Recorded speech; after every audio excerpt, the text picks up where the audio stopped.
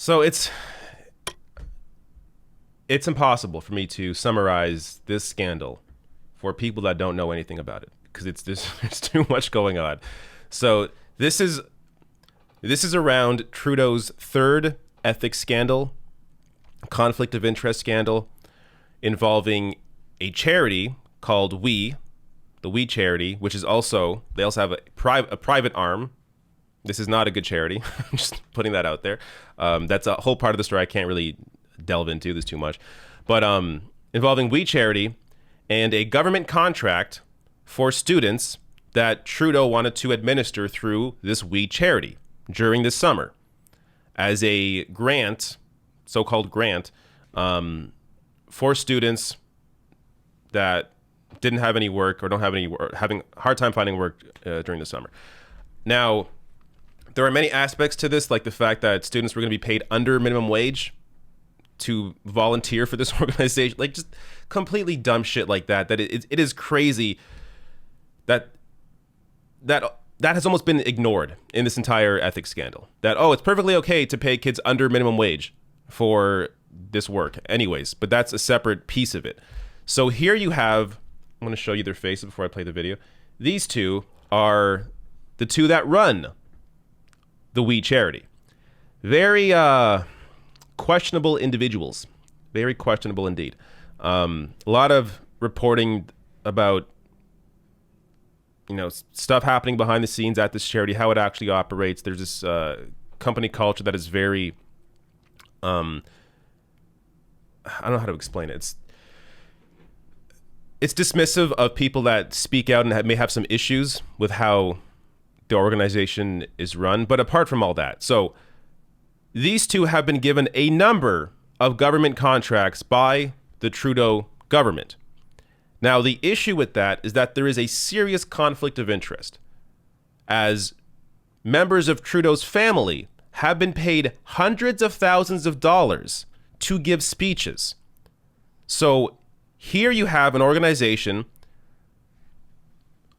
getting this government contract, again, another one, this one worth $912 million, and they were going to get $43 million, I believe, for the organization themselves. So they were going to make $43 million to administer this $900 million program. And conflicts of interest with Trudeau and his family. Bill Morneau, the finance minister, and his family, his daughter, I believe, actually works for the We organization. And here they're just, and these aren't contracts that they were competing for. They were just handed the contract. And it's happened a number of times where they have won these non-compete contracts, or not won them, they've just been given them. Now, here they are being questioned by Pierre Poilievre, who is a horrible, horrible conservative MP, a horrible man, but he does a fantastic job here. He really does a great job here at questioning these two over the fact that they had hired a private investigator to spy on a journalist, Jesse Brown, which his name will come up. They hired a private investigator to spy on Jesse Brown, who was looking into their organization, who was investigating their organization. So watch this exchange. It is, even if what I just told you is all you know now about this scandal, this is highly enjoyable. Have you hired private, and you or anyone acting on your behalf, including a law firm, ever hired private investigators that may have looked into media personalities like Mr. Jesse Brown or reporter Jaron Kerr? Sir, if I may say, with due respect, you are reaching to the bottom of a barrel if Jesse Brown is now who you're quoting to bring. I asked you a question, and you're not answering it. There's already so much to say. Why would they be refusing to answer a question about a private investigator if they weren't worried about Jesse Brown?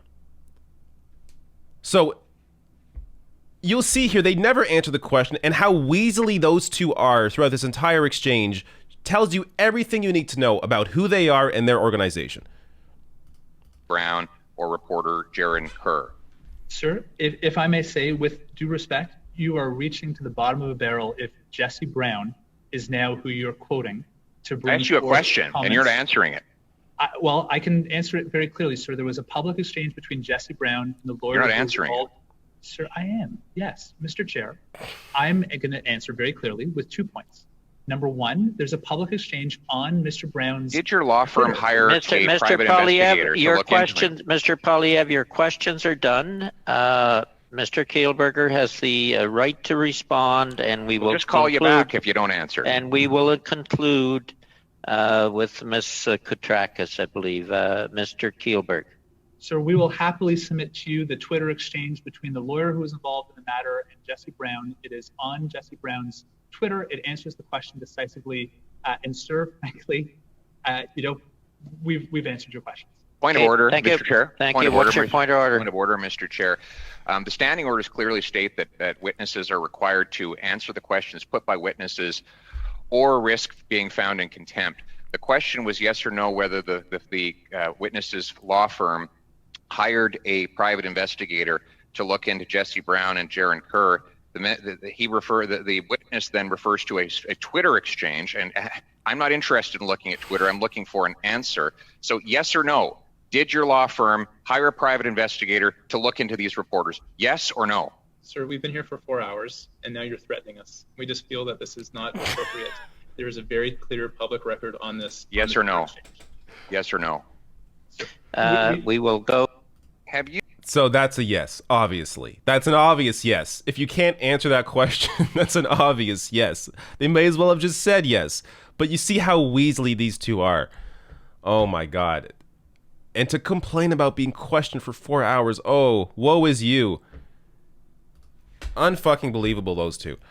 And there's, I don't want to get too deep into it because I don't want to get to this Ben Shapiro video.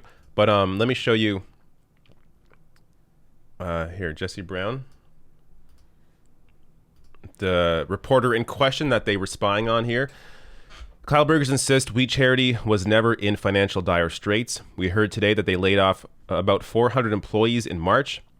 Also heard that the chair of their board resigned in part because the Kyle Burgers wouldn't provide financial data to justify the layoffs.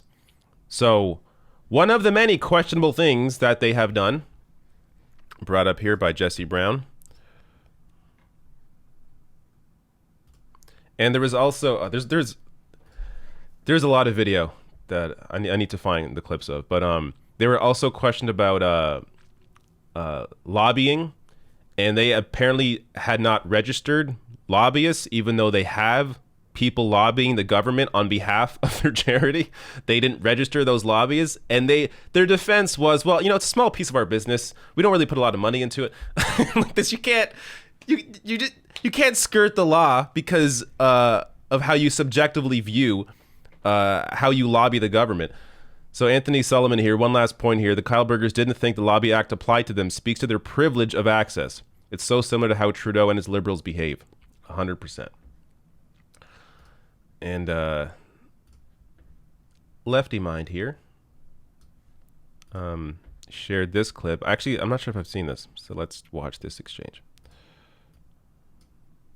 So then that's why you chose the shell company structure. Sure, it's not a shell company. I just want to stress again, this is an inaccurate statement. It's a foundation. It's a registered charity. And so characterizing it, sir, with great respect as a shell company is factually inaccurate. The contract into what is a shell foundation. A shell foundation is a foundation with no assets. Point, sir. Yeah.